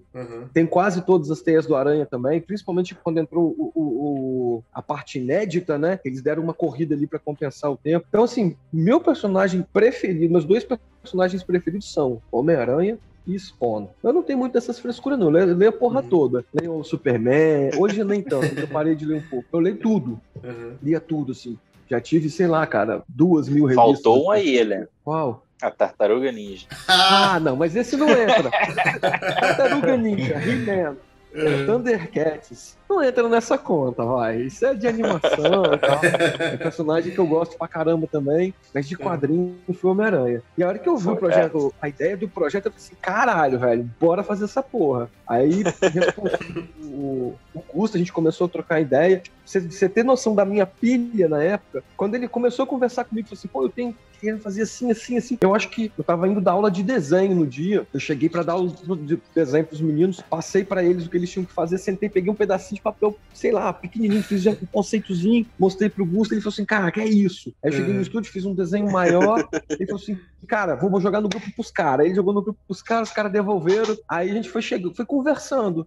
E eu, empolgadaço, isso porque é um personagem que eu acho foda e que eu acho que precisa dessa leitura mais clássica mesmo ali do espírito da última caçada de Craven, né? Uhum. E aí fiz o conceito, passei pro Gusta, ele falou assim, bicho, é isso, vamos fazer. E aí a gente começou a conversar mais e produzir isso, né? E aí fomos contratar uma pessoa para fazer o 3D, né? Com a arte que eu tinha feito. Eu parei, fiz uma maquete no Clay, né? Tirei foto dessa maquete no Clay, passei pro escultor. E aí toda semana a gente senta, faz feedback, não, muda isso, melhora essa parte da anatomia, ajusta aqui, porque é um trabalho, né? Aí senta, eu e o Ulisses, a gente senta aqui, olha, conversa, não tá legal isso, pede pro cara mudar isso, isso e isso. A gente já tá quase com o 3D finalizado. Muitas vezes, como a gente já sabe o que vai acontecer lá na frente, no molde, no casting, o que vai acontecer com uma peça 5 anos parada na estante da pessoa, a gente já sabe o que pode e o que não pode, o que vai funcionar e o que vai dar trabalho, né? Então a gente já vai fazendo esses planejamentos lá na escultura, falando pro cara, faz uma marcação aqui, porque aqui a gente esconde a emenda, ela vai ficar invisível, vai ficar mais bonito na prateleira. Não pode deixar isso daqui, vamos fazer um reforço, porque daqui a 2 anos essa resina vai ceder e vai quebrar na casa do cliente. Então a gente vai fazendo esse acompanhamento para garantir que vai ficar certinho, né? Já vai prevendo tudo, né? Na verdade, sim. Isso, na verdade, ele já começa. Eu já tenho esse cuidado no conceito.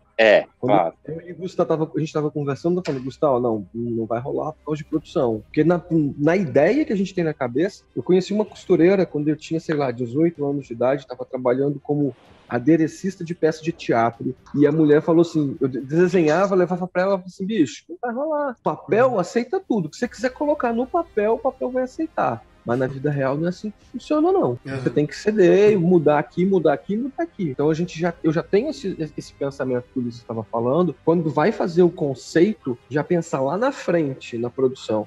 Putz, isso aqui vai foder a gente no molde. Então muda. Porque o conceito ele não é uma ilustração, né? Ele é uma escultura. Você está desenhando uma escultura. Sim. Já é meio que é o que vai ficar ali, né? Então você já tem que mudar. Ele é a referência pro cara. Ele é a referência final, praticamente, já. Então você tem que você planeja... Um detalhe que o Heleno passa a batida é que, tipo assim, aqui ele tem, no meio dos escultores, ele tem um apelido de papaléguas. Ele fala assim, e depois do desenho eu fiz uma maquete para mandar, mas ele não fala que ele fez uma maquete inteira da escultura com base, tudo em 2 horas, né? Pois é, inclusive temos aí umas outras artes conceituais aí que acho que ele fez até cagando, assim. Ele faz assim, tchuc, e manda assim, e o pior de tudo é que tu joga no grupo, a galera, puta que pariu, é isso aqui! É o rabisquinho que ele fez. A escultura também. O rabisco de 2 centímetros, assim, né? O pessoal enlouquece. É verdade. Mas é o que eu falei lá no início, cara, é uma vida. Você investe a vida nisso, né? Esse eu posso contar, mas eu fui pra Comic Con em 2018. Esse mesmo stand levou a gente pra Comic Con 2018. Ele é um fabricante de massa, né? Ele meava o stand com um outro parceiro aqui do estado e levava os escultores para ficar modelando ao vivo para a galera conhecer o produto dele e vender a massa, né? A ideia era essa. E aí, olha a loucura, 2018, o Ulisses já estava no estúdio, o Ulisses pegou umas peças comigo, que nesse ano o Ulisses foi pro Arts Alley, ele estava lá pondo ilustração e as esculturas dele, né, autorais. Eu acho que foi o último ano que a Comic Con permitiu o escultor no Arts Alley. Foi. Essa é uma outra teta. Depois a CCXP não autoriza mais escultores dentro do Arts Alley. Vamos entrar nesse assunto. Não abertamente. Então, vamos entrar nesse aí. Isso aí tá com cheirinho. Gostei disso. Cheirinho de Aero Studios. Pior que eu lembro. Pois é. Não, e pior que eu lembro de 2018, que foi realmente a última vez que eu vi escultura, foi nesse ano, cara. Em 2019. Foi. Nada. Realmente mais nada. Só desenhista, só ilustrador. Mas enfim, aí, olha a loucura. O Ulisses viajou na quarta, foi na terça ou na quarta, né? Participou todos os dias. E eu, na sexta-feira, eu tinha um trabalho de maquiagem de acidente. Às vezes eu presto serviço para fazer simulação de acidente para treinamento de enfermeiro. E eu faço aquelas maquiagens. Na verdade, foi para Eco 101, que é a concessionária da BR aqui. E aí eu fui eu e minha esposa, a gente foi pra lá, maquiou, acho que 40 pessoas, 20, 40 pessoas, não lembro. Eu destruí ônibus, sujei ônibus, tinha sangue, tinha massa cefálica, todo mundo rasgado, todo mundo destruído. E aí eu tinha que fazer esse trabalho na sexta de manhã.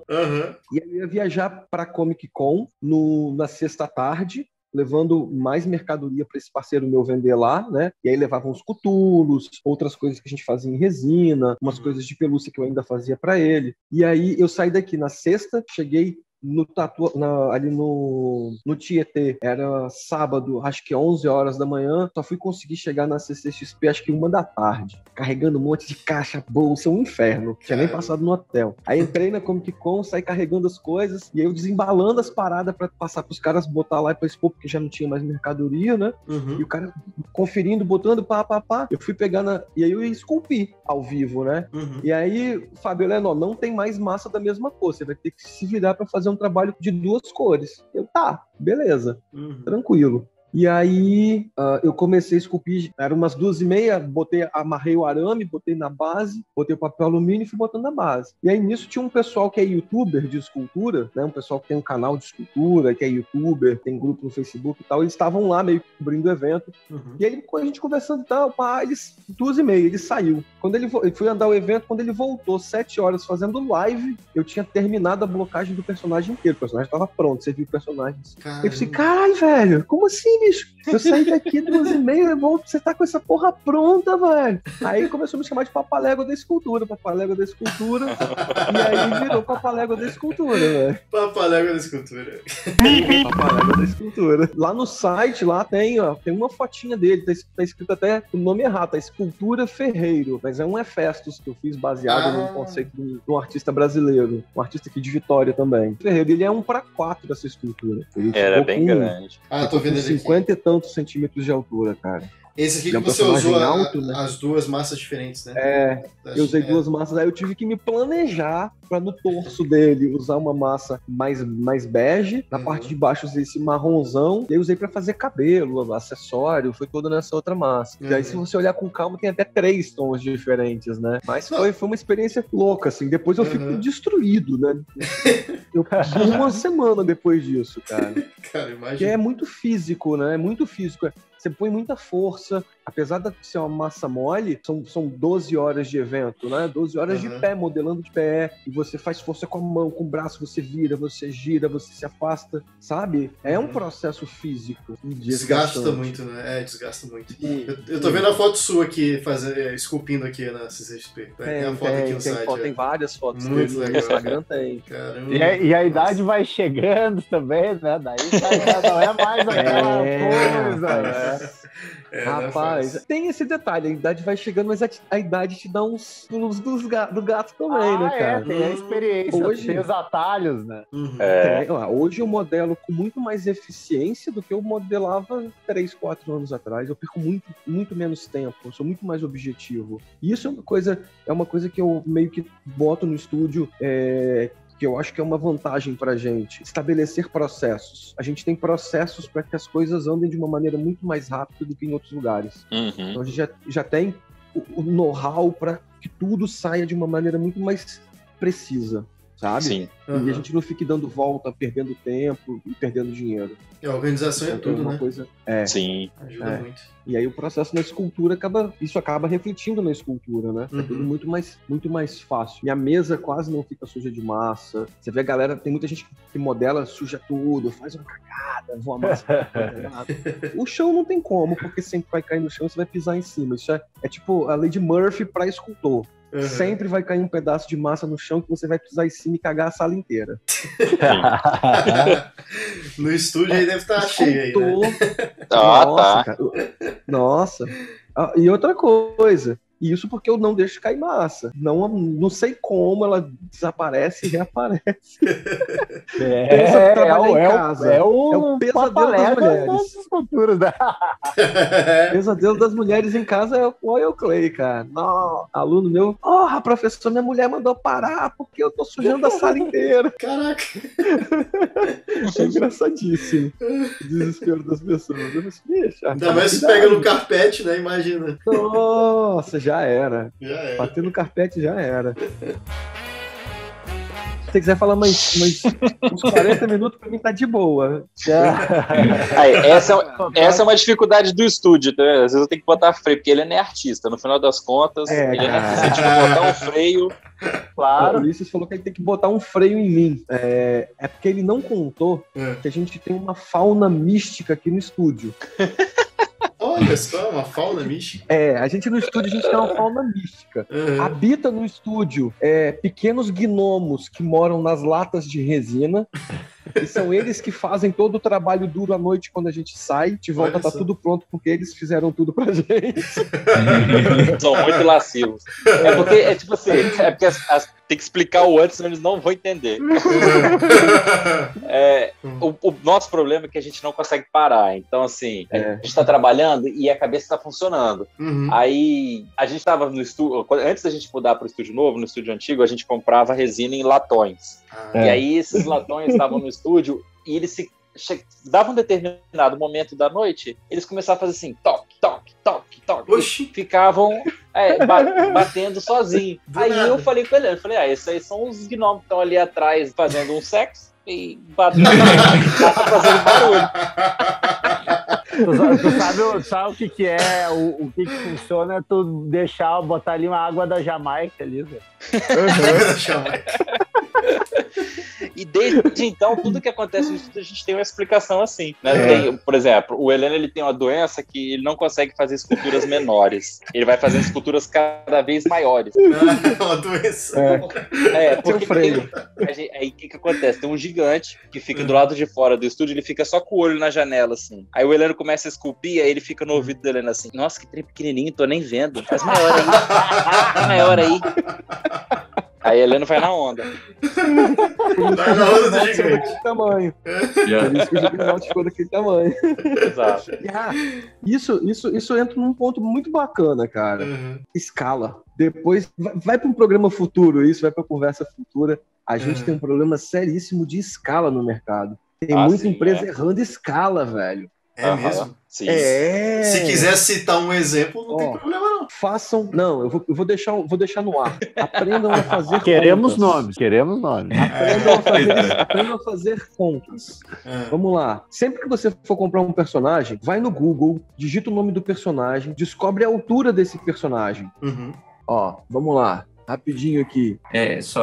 Só perguntar, você diz comics ou filme também? Então, depende do personagem. Se o personagem é de filme, você vai procurar a escala do filme. Não, sim, mas... Olha o chatão aí. Os erros que você encontrou foi nos dois casos? Sim. Cara, sim. O de filmes é bem menor, porque a altura do ator é mais fácil de você identificar, né? Do que o personagem fictício. E a gente também tem um problema de escala dentro da própria editora, que muda a escala do personagem. Sim, então, por exemplo, a imagem não quer abrir. Tá pequenininha. Olha o gigante. Olha o gigante. O gigante aí tá ali. Então, assim, vamos lá. O Juggernaut, se você for procurar a escala dele, ele tem uma escala de 9 pés e 5 polegadas. Ou seja, 241 centímetros. Ele tem 2 metros e 41. Tem quase 3 metros, segundo o Google. Quando você vem... aqui tem uma tabelinha de altura dos vilões. Ele é o cara mais alto que tem. Tá? Não, bateu. Isso mesmo. 9,5. E aí, se você pega esses 2,41, vamos lá, 241, e divide isso por 4, ele vai ter 60,25 centímetros. Se você... Ele em pé deveria ter 60,25 centímetros. Se fosse um para 4, né? 1 para 4, Se você compra esse personagem com uma que tá com menos altura, temos algum problema, Houston. Então, se tem esse trabalhinho, colecionador, de quando for comprar, checar a escala, para você não comprar gato por lebre. Essa questão ficou muito evidente um tempo atrás, que houve uma grande discussão no mercado lá fora, porque os colecionadores jogaram a merda no ventilador, e porque eles estavam muito putos com o tamanho que chegou. Como é que é o nome daquela personagem, né? Que é azul, com a Rainha Branca. Foi a Rainha Branca. Ela chegou com a escala totalmente White Queen, errada. E aí o cara postou, ele ficou bravo, aí ele pegou as fotos das das outras esculturas, essa mesma personagem lançadas pela mesma empresa e a das outras empresas, e cada uma tinha um tamanho, todas sendo 1:4. Putz. Exatamente. Aí pronto, né? Um postou, todo mundo começou. Mas é que esse aqui também, ó. Esse aqui também. E aí começaram a achar todas as escalas erradas que as empresas estavam mandando e tinham passado batido. Caramba. Isso é vacilo de produção, né, cara? Uhum. Isso às vezes na transferência do arquivo para a fábrica, para ser impresso, porque tem um outro detalhe. Essa escala dele deveria ser a escala final. Só que tem um problema. Resina encolhe. Sim. Se você não considerar isso antes, ela sai menor no final das contas. Exatamente. Toda resina tem um processo de encolhimento, porque ela está perdendo material para curar. Ela perde monômero de estireno na cura. E aí ela vai curando e vai encolhendo. Então você tem que pensar essa perda de material, esse encolhimento na produção. Então quando você faz a escultura, você tem que fazer ela ligeiramente maior. Se eu não pensar uma peça pelo menos uns 4% maior na escultura, quando eu fizer, ela vai encolher. E ela vai ficar numa escala menor do que eu planejei. Não vai bater a escala. E aí, uma coisa que você tem que levar em consideração, quanto maior a massa de resina na cura, mais calor ela gera, mais ela vai encolher. Então, assim, peças pequenas têm percentual de encolhimento menor do que peças grandes. Então, se você faz uma peça muito grande, que tem uma carga de resina muito grande, eu, inclusive, tenho que diminuir a quantidade de catalisador. Ou usar um catalisador muito especial e vai gerar menos calor para que ela não exploda, porque isso também acontece. Às vezes você erra a mão de catalisador, né? Você distraiu, botou muito catalisador ali na escultura, no molde, aquilo começa a ferver, soltar fumaça, fazer barulho. Eu já tive uma peça que eu errei a mão de catalisador, que ela pegou fogo dentro do molde. Caramba! Ela começou a fazer... parecia uma panela de pressão, assim. Era uma peça do Mephisto. Caraca, velho!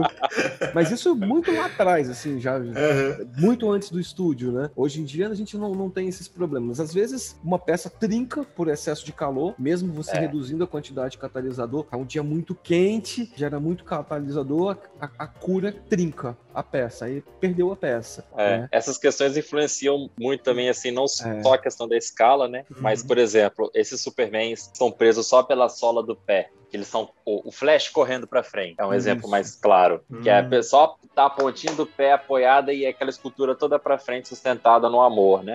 Ela... no amor. Na esperança de que ela vai ficar. E aí a pessoa não conta que a resina ela continua catalisando e ela catalisa por um bom tempo depois. E aí você faz aquela canela de um tamanho que quando você encaixou na sua fábrica ou no seu estúdio tá linda, mas depois ela vai encolher, ela vai ficar mais fina e ela já não aguenta mais o peso do corpo. Por isso que com o tempo na casa da pessoa racha a canela. Então um problema que teve muito aí com os Wolverine que começaram a torcer, foram ficando cansados, assim, foram caindo. Muitas vezes tem a ver com isso. Ferro num pé só. Às vezes o cara que é contratado para esculpir não tem ideia do processo. Não tem ideia do processo da resina, do processo de molde. Não tem ideia do todo o know-how da coisa. Ele não sabe como é que a coisa vai se comportar lá no final, né? Porque não tem essa mão na massa do prático. Só tá ali no computador. E aí o computador aceita tudo, pô. Você botar no computador vai funcionar. Eles criam pose mirabolante. Cria aquelas mirabolantes se contorcendo no ar, com o efeito do lado, assim, girando. Então aí quem se vira é quem vai produzir. É lindo. Não funciona. É a fábrica que se vire pra fazer isso funcionar. É por isso que você, ouvinte, quer uma escultura maneira, chama a gente. Isso aí. Aproveitando a deixa, já podem falar aí tudo. Telefone, e-mail, site, Instagram. Quem quiser entrar em contato com a gente para conversar sobre comissionado, como que a gente pode fazer para comissionar um projeto, desenvolver uma peça exclusiva para você. Às vezes você tem aí o sonho de ter uma peça exclusivamente sua, única, peça única dentro da sua casa, ou quer compartilhar com os amigos e montar um grupo e ter uma peça que você fala assim, pô, meu sonho era ter essa peça, eu quero dentro da minha casa, eu e os meus amigos queremos. Entre em contato com a gente, entra lá no nosso site, teartstudio.com.br. Não precisa ser só herói, né? Você pode ter, por exemplo, o busto da sua avó. pra você eternizar ela. Rapaz. O melhor marketing. A gente, por incrível que pareça, a gente não faz só super-herói, cara. Não faz. A gente desenvolve um projeto de troféu para convenção de tatuagem, para premiação emérita, né? Recentemente a gente fez um projeto pro CDL, que é a Câmara dos Dirigentes Logistas do Espírito Santo. A gente fez um projeto em bronze para eles. A gente tá para desenvolver um projeto também de busto em bronze. Cara, a gente desenvolve projeto para tudo, assim. Tudo. Cara, que legal. Tudo. Você pensar de escultura, que envolve escultura, desde o digital e o tradicional, né? Criaturas, então, tem nossos tudo, cara. Animais, monstros, dinossauro. O que precisar a gente desenvolve. Eu amanhã tô despachando um bebê para São Paulo. Eita, não sei se pode mencionar aqui. Calma que esse bebê tá em clay. Fez furinho na caixa para respirar, pelo menos? Não precisa respirar não. Pô. Esse não precisa respirar. Acho que isso é crime, hein? Eu acho. A gente desenvolveu para um cliente de São Paulo que trabalha com bebê reborn. E aí a gente fez a matriz para ele. Eu esculpi em clay um bebê realista, assim, extremamente realista, cara. Cara, que legal. Dobrinha, com ruguinha. Muito legal, ficou. Cara. Ficou muito bonito. Cara, vai ser muito engraçado se fizesse uma gag com os correios, deixar uma caixa meio aberta e pra eles olharem, assim, sabe? Nossa! A criança. Bota adesivo, cuidado, criatura viva. Né? No outro dia a polícia bate aqui e prende a gente. Heleno, seu Instagram? Seu Instagram é qual? @HelenoLira. E o meu é Ulisses Lafranc, porque o estúdio, o Instagram oficial do estúdio é o Instagram do Heleno. Essa fase que a gente tá, tipo assim, desenvolvendo o site, fazendo as próprias mídias sociais do estúdio, é essa segunda fase, né? Essa é a segunda etapa que a gente tá começando, a gente tá trabalhando com uma empresa que tá fazendo essa parte pra gente, tá estruturando isso. Mas por enquanto ainda você quer encontrar a gente no Instagram ou no Facebook, é Heleno Lira e Ulisses Lafranc. Ou pelo site teatrostudio.com.br. Perfeito. O último adendo que eu vou fazer é a galera. A gente tava pensando esses dias, mirabolando aqui, e eu tava pensando que todo mundo fala weight art. Eu falei, gente, vocês já pararam para traduzir o que vocês estão falando? Aí o pessoal, não. Então traduz aí. Estúdio de arte 8. Certo? Então o nome não é 8 Art, é 8 Art Studio. Separado. Só que ninguém fala, todo mundo fala 8 Art. Não fala junto, né? 8 Art brasileirou, né? 8 Art. Virou 8 Art.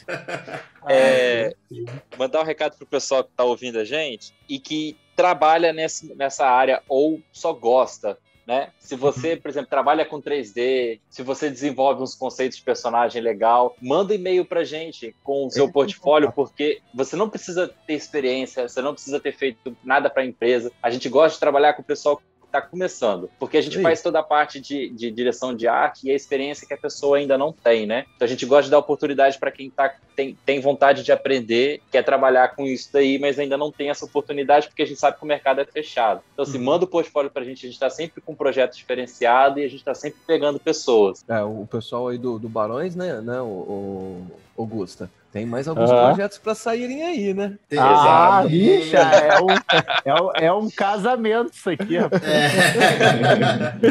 Temos mais alguns para aí. O e-mail do estúdio é 8artstudio2017@gmail.com. Não tenham medo, galera. Mande mesmo. Pode mandar. Fique à vontade.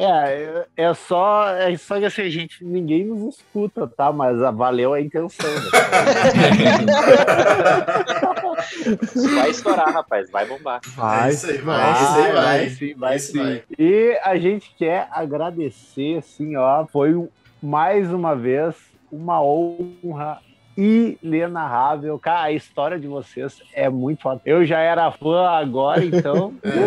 Todos nós, né? Isso, a gente que agradece, cara. Pela oportunidade de contar, que a gente gosta de falar. Tem o canal do estúdio também, lá no YouTube. Tem um monte de coisa. Cara, tem muito vídeo lá no YouTube. Ensinando isso. Olha, eu não sabia. Ensinando a esculpir, ensinando a desenhar. Tem muito vídeo lá pra galera que tá começando, que quer mais informação. Tá lá no YouTube de graça, 0800. Vai lá, assiste tudo. Principalmente os vídeos ao vivo. Os vídeos ao vivo são os mais legais porque são aulas de graça lá, né? Tá? Art Studio no YouTube, tá? Vai lá, cara. Fez a cama para vocês lá. É só você ir lá e assimilar todo o conhecimento que a gente colocou de graça para vocês. Perfeito. Tá? Perfeito. Mas nós vamos usar com muito carinho. Exatamente. E agora estamos encerrando mais um Toycast. Boa noite. Valeu! Falou! Boa noite.